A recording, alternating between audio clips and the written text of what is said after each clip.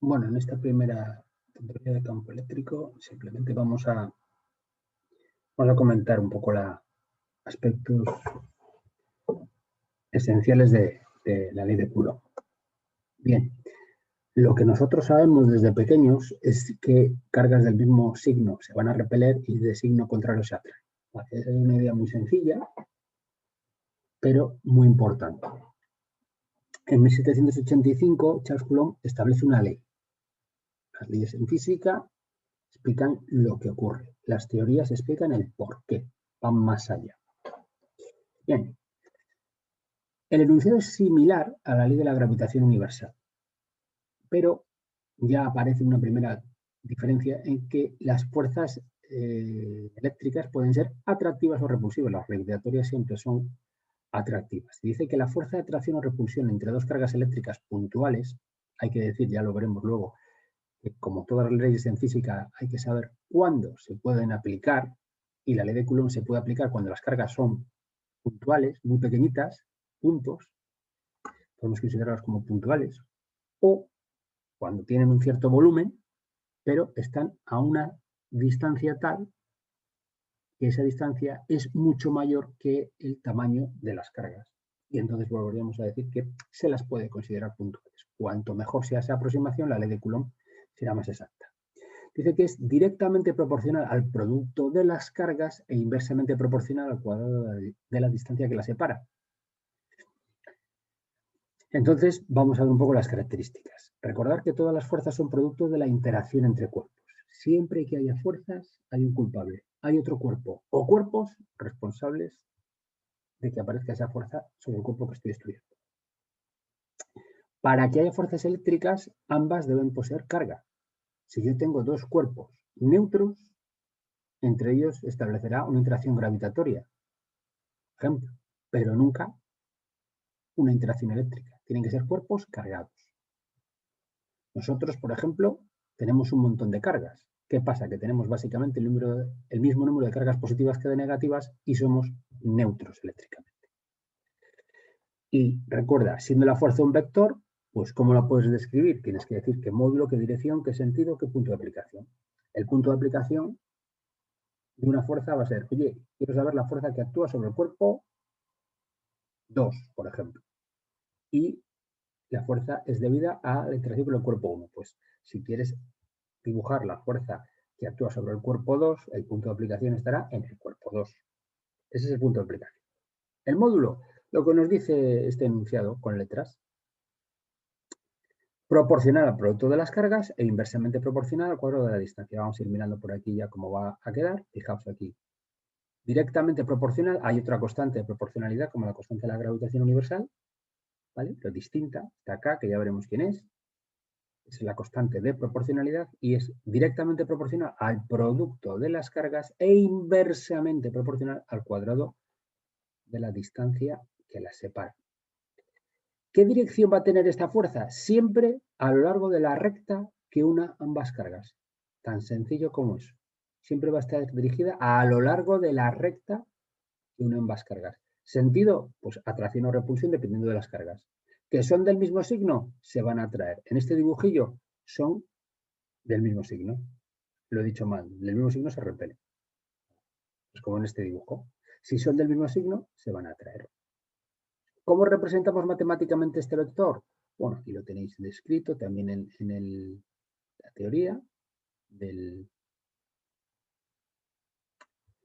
Moodle. Este sería el caso de fuerzas repulsivas. La fuerza que ejerce Q2 sobre Q1, la fuerza que ejerce Q1 sobre Q2. Luego al final lo voy a comentar porque así queda a lo mejor demasiado este vector demasiado complicado. Este vector unitario es el mismo vector unitario del que hablábamos, del que hablé cuando estudiamos la interacción gravitatoria, ¿vale? Matemáticas. Y ya lo vamos a ver. Otra cosa muy importante y muy interesante es que si consideramos simplemente la interacción entre dos cuerpos, es de lo que nos habla Coulomb, la ley de Coulomb, la tercera ley de Newton me dice que si un cuerpo ejerce una fuerza sobre otro, si Q1 ejerce una fuerza sobre Q2, Q2 ejercerá una fuerza sobre Q1 que, como era, del mismo módulo en la misma dirección, pero de sentidos opuestos y punto de aplicación en cada uno de los cuerpos. ¿Vale? La idea de acción y reacción. Lo que acabamos de decir es, matemáticamente es esto. En módulos son iguales y este menos significa que el sentido es opuesto. La constante de proporcionalidad va a ser, esta K mayúscula va a valer 9 por 10 a la 9 newton metro cuadrado Coulomb a la menos 2. Se puede expresar como 1 partido 4pi, el número pi, epsilon 0. ¿Vale? Y epsilon 0 es la constante dieléctrica del vacío. En general, si estoy en un medio que no es el vacío, voy a tener que utilizar epsilon, que es el producto de epsilon 0 por epsilon r, que es la constante dieléctrica relativa.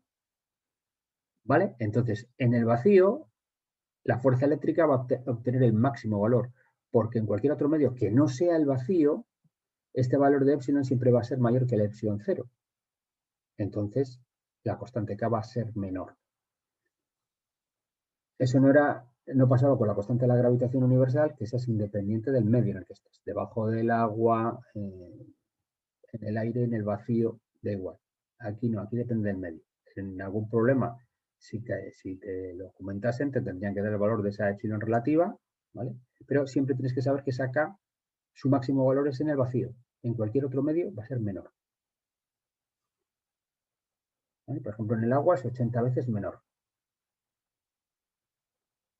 La fuerza electrostática es central, como la pasaba la gravitatoria. Está dirigida a lo largo de la recta que une las cargas. La fuerza electrostática va a ser conservativa. Eso va a ser muy importante en los problemas, como es la gravitatoria. Quiere decir que si solo actúa ella, la variación de la energía mecánica va a ser cero. La energía mecánica de una partícula sometida a una fuerza electrostática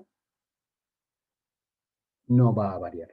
Podrá aumentar su energía cinética a costa de disminuir la energía potencial o al revés, pero no va a variar.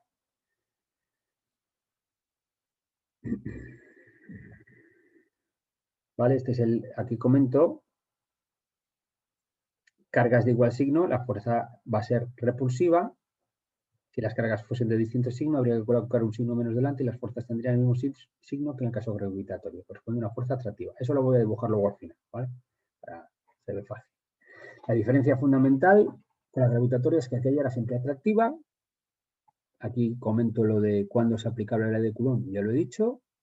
Otra diferencia muy importante es que al ser esta constante que aparece en la ley de Coulomb unas 10 elevado a la 20 veces mayor que la constante de la gravitación universal, las fuerzas electrostáticas van a ser en general siempre mucho más, van a ser mucho más importantes, van a tener un efecto mucho mayor que las fuerzas gravitatorias. Las fuerzas gravitatorias, esas prevalecen cuando estudiamos, por ejemplo, el sistema solar, el universo, ¿vale? A grandes distancias, cuerpos de masas muy grandes, ahí la fuerza gravitatoria es la que manda.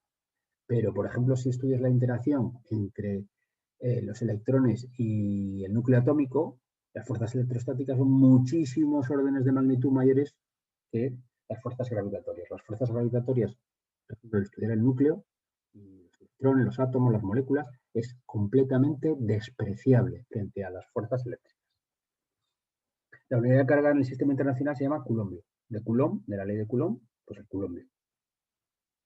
La carga de E, que es la carga básica de la naturaleza, es 1,6 por 10 a la menos 19 coulombios. La de un electrón es menos 1,6 por 10 a la menos 19 coulombios. La de un protón es más 1,6 por 10 a la menos 19 coulombios. ¿Qué pasa si yo, en vez de estudiar la fuerza que actúa sobre una determinada partícula ejercida por otra, teniendo ambas cargas eléctricas, resulta que interacciona con más partículas? ¿Cuál es la fuerza total? Pues el principio de superposición. Tendremos que sumar todas las fuerzas que ejerce cada una de las cargas sobre la que yo quiero estudiar. Bien, antes de terminar con el dibujo que os he dicho que iba a hacer, podemos ver esta simulación, ¿vale? Tenemos aquí dos cargas del mismo signo, dos cargas positivas. Si están suficientemente lejos, pues las fuerzas son básicamente despreciables. Si yo las intento acercar, las fuerzas eléctricas son de repulsión. Fijaos que están a lo largo de la dirección que las une. Y el módulo de esas fuerzas aumenta al disminuir la distancia. ¿vale? Porque es inversamente proporcional al cuadrado de las distancias. Fijaos que si yo muevo las cargas, siempre la fuerza está dirigida a lo largo de la recta que une ambas cargas. Aquí la fuerza va a ser atractiva. A medida que yo los acerco, la fuerza que actúa sobre la carga positiva azul es de atracción hacia la negativa. Y al revés le ocurre a la negativa. Si la acerco también. Si los acerco, pues más, ¿vale? Bien, y por último, el dibujillo que os quería comentar, vamos a ver. Vamos a ponerlo aquí. Bien. Nada, que lo que os quería comentar sobre los vectores unitarios, lo que estamos comentando es que si yo tengo aquí una carga Q1, vamos a ver el caso de ambas cargas con igual signo, es decir, las dos positivas o las dos negativas, ya sé que se van a repeler, y aquí hay una carga Q2, la fuerza va a actuar a lo largo de la recta que une ambas cargas. Si vamos a dibujar los vectores con color rojo,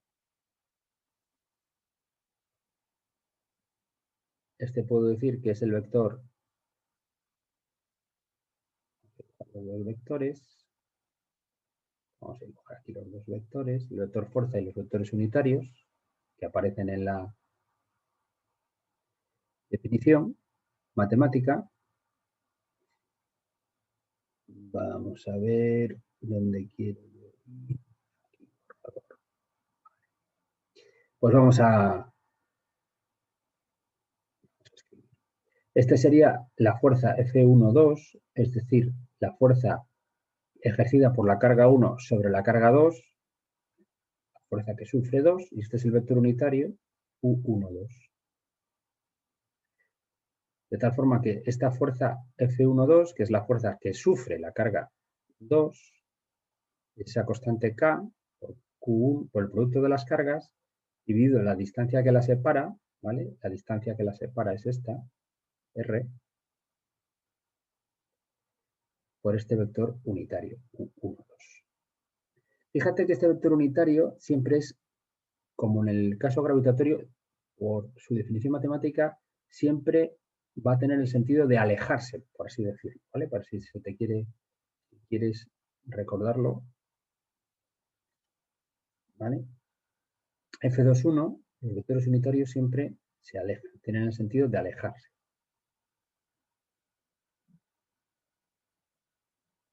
Fíjate que si ambas cargas son positivas, este producto va a ser positivo. Aquí lo mismo. Si ambas son negativas, menos por menos es más, también es positivo. Por eso este vector F, entonces esta cantidad, que es el módulo del vector, claro, vamos a ver, el módulo de ese vector, de cualquier vector, es una cantidad positiva, eso siempre.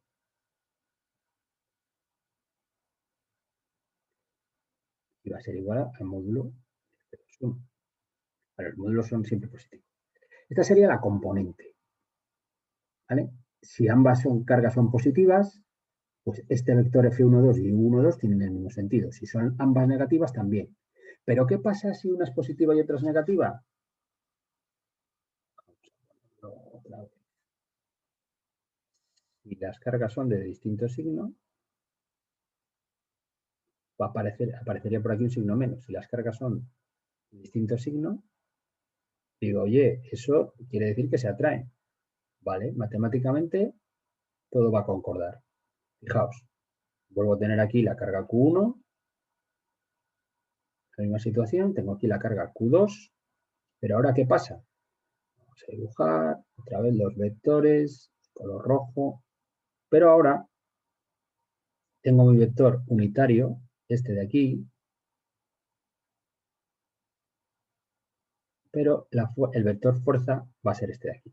El vector unitario este va a volver a ser el que era, siempre es, por la definición matemática que tienen, siempre tiene la misma dirección y sentido de repulsión, como si fuese de repulsión, hablando así un poco forma ligera y vamos con los vectores. Tendríamos la misma expresión, ¿vale? Pero ¿qué ocurre aquí? Este ahora es el vector F12. Si son de distinto signo, la fuerza es atractiva. Este es el vector U12 y este es el vector unitario U21, pero este es el vector F21. Claro, porque aquí ¿qué va a pasar? Que como Q1 y Q2 tienen signos distintos, me va a aparecer un menos aquí. Entonces, el vector fuerza tiene el sentido opuesto al vector unitario, como está escrito aquí. Y como tiene que ocurrir para que las fuerzas sean atractivas, porque las cargas son de distintos signos. ¿Vale? Pues con esta pequeña introducción ya podemos pasar a hacer los problemas.